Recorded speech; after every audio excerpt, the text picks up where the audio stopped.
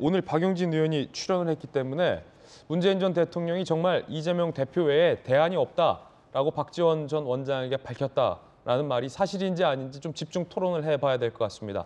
일단 박지원 전 원장은 문재인 전 대통령이 나한테 분명히 그렇게 얘기했다라고 주장하고 있습니다. 최재성 전 정무수석도 문재인 전 대통령이 나한테도 그렇게 얘기를 했다라고 찬성하고 나섰습니다. 들어보시죠. 문재인 대통령께서는 지금 현재 민주당이 총단합해서 단합을 해야 된다 무조건. 잘해야 되는데 잘해야 되는데 예. 그렇게 나가면 안 된다. 지금 이재명 대표 이외에 대안도 없으면서 자꾸 무슨 그 정도 얘기하셨어요. 그 정도 얘기. 두 분들 사이에 나눴던 대화이기 때문에 사실 확인은 하기는 어렵고 다만 뭐 주고받는 대화 내용을 뭉뚱그려서 네. 이런 이야기가 있었다라고 표현한 것 아닐까요? 그러니까 뭐 누구 외에는 대안이 없다라는 얘기는 박지원 원장이 하셨던 얘기가 아닐까요? 문재인 대통령님 화법이 아닙니다. 최재성 전 정무수석은 하지만 윤호중 의원의 이야기에도 불구하고 이재명 대표 아니면 지금 달리 방법이 없다. 나한테도 그랬다라고 밝혔습니다. 박용진 의원님, 네. 문재인 전 대통령 만났을 때 이재명 말고는 대안이 없다 이런 말씀하셨습니까? 저는 이재명 대표 뭐 거취와 관련된 얘기는 제가 묻지도 않았고 말씀을 따로 하시지도 않았고요. 오히려 좀 반대 결의 이야기를 하셨다라고 박 의원님이 아니요, 뭐 그런 것도 얘기했잖아요. 아닙니다. 아니, 민주당이 달라져야 된다고 하시지 않았어요? 민주당이 달라져야 된다는 건 너무 당연한 얘기죠. 예, 그럼 이렇게 가란 말입니까? 이렇게 가란 말이냐? 이대로 어때서요? 아니, 생각을 해보세요. 그 당이 달라져야 되고 단결하라. 뭐 혁신과 통합이라고 하는 얘기는 맨날 하는 얘기예요. 그리고 저는 전직 대통령께서 뭐 국가 통합의 상징이기도 하고 또 당에도 중요한 어른 역할을 하시는 분이기 때문에 그분이 뭐 이런 현안과 관련해서 민감한 문제에 대해서 얘기하실 일도 없다고 생각을 하고요.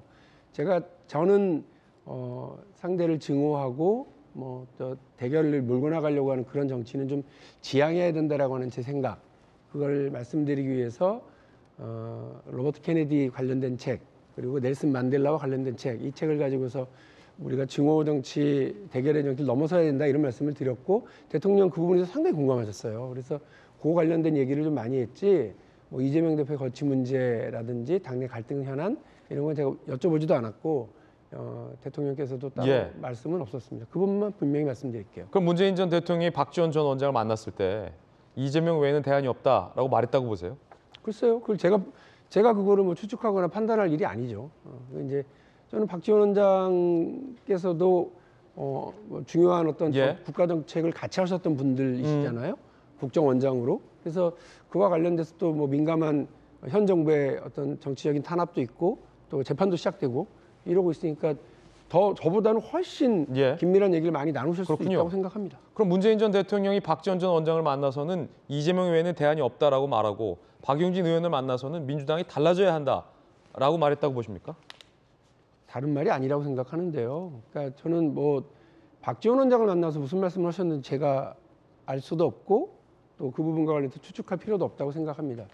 저에게 하셨던 말씀은 너무나 당연한 말씀, 너무나 일반적이기도 하고 또 우리 민주당이 그렇게 해나가야 될 방향에 대해서 달라지라, 화합하라, 그리고 그걸 위한 여러 노력들 같이 하라 이런 말씀이신 건데 거기에 대해서 굳이 당내 갈등 현안으로 사안으로 이렇게 대통령의 말을 막 이러쿵저러쿵 해석하고 몰고 가는 거 별로 저는 적절치 않다고 생각합니다. 김영주 의원님, 네. 최재성 전 정무수석까지 들고 나오면서 얘기는 좀 달라졌어요.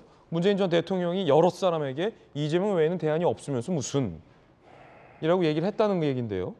그래서 저는 뭐 윤호중 의원 말씀처럼 그렇게 적극적으로 문 전 대통령께서 이재명으로 총단결하라 그렇게 얘기하셨을까요?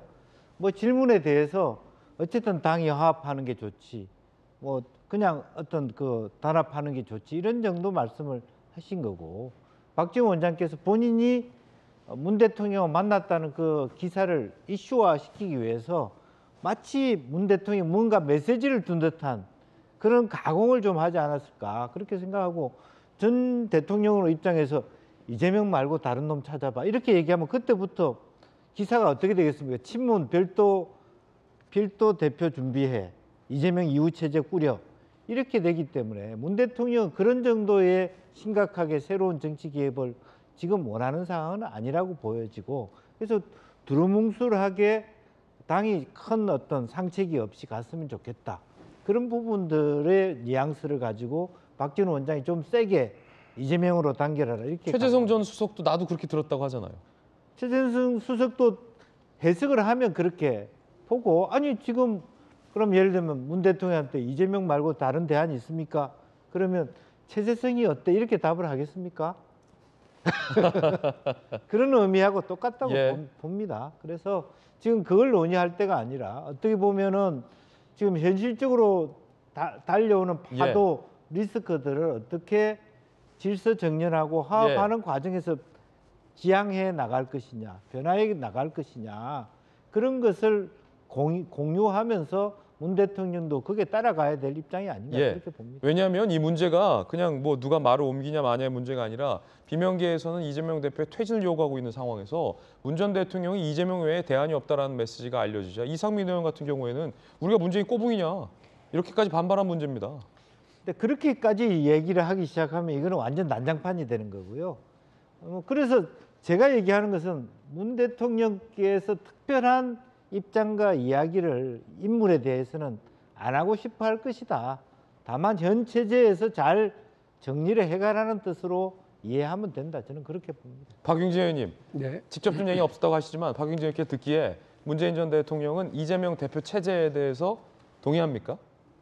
그걸 자꾸 왜 저한테 해석을 물으세요? 그냥 단결하라라는 말씀은 뭐 많이 하셨어요. 그러니까 민주당이 국민들을 불안하게 하고 있는 윤석열 정부의 여러 정책에 대해서 단호하게 말하기 위해서는 단결해야 된다고 저는 생각을 하고요.